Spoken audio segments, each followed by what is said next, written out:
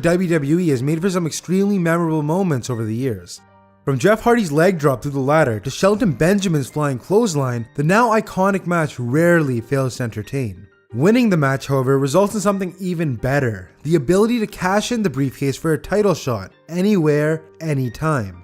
With the pay-per-view right around the corner, here are the 5 best Money in the Bank cash-ins.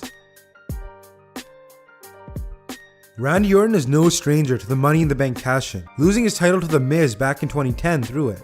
However, a year later at SummerSlam, the tables had turned. Daniel Bryan had just cleanly beat John Cena for the title, despite Triple H being the guest referee.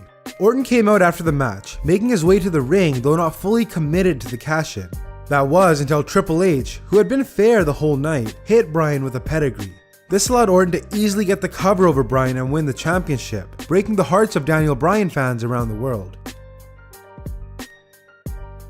Before his exceptionally long reign as WWE Champion, CM Punk was fighting to get to the top of the roster. Punk managed to win the Money in the Bank contract twice, back-to-back, in 2008 and 2009. His first cash-in was successful, but the ensuing title run was mediocre. The next year, Punk decided to cash in on Jeff Hardy, who had just overcome Edge in a ladder match. Hardy managed to kick out of Punk's GTS, but couldn't withstand a second one. This, of course, led to Punk's major heel run and a pretty good feud with Hardy, which in turn helped Punk grow into one of the biggest stars in the WWE. These next few are hard to rank, but I'm going to give it a shot.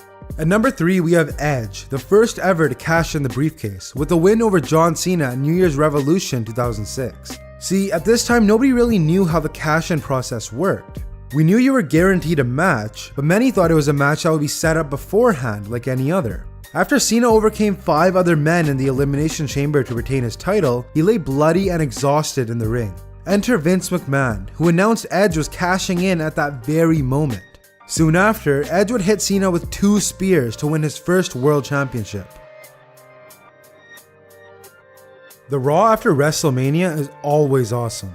The show is usually pretty good itself, dealing with the aftermath of the night before, but the lively vocal crowd is easily the best part.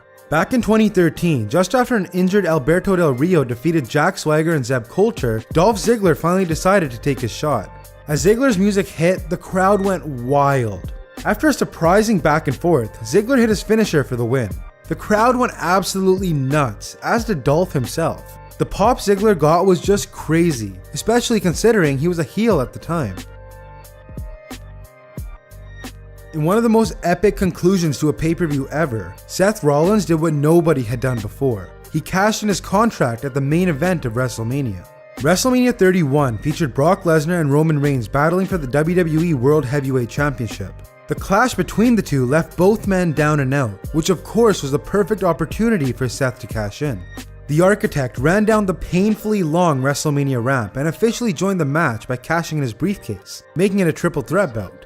The remainder of this match had a burning intensity, with Lesnar even kicking out of Rollins' curb stomp. Lesnar then got Rollins up and ready for an F5, only to be speared by Reigns. Rollins capitalized on this opportunity and hit Reigns with the stomp and managed to pick up the win. Despite Rollins being a heel, he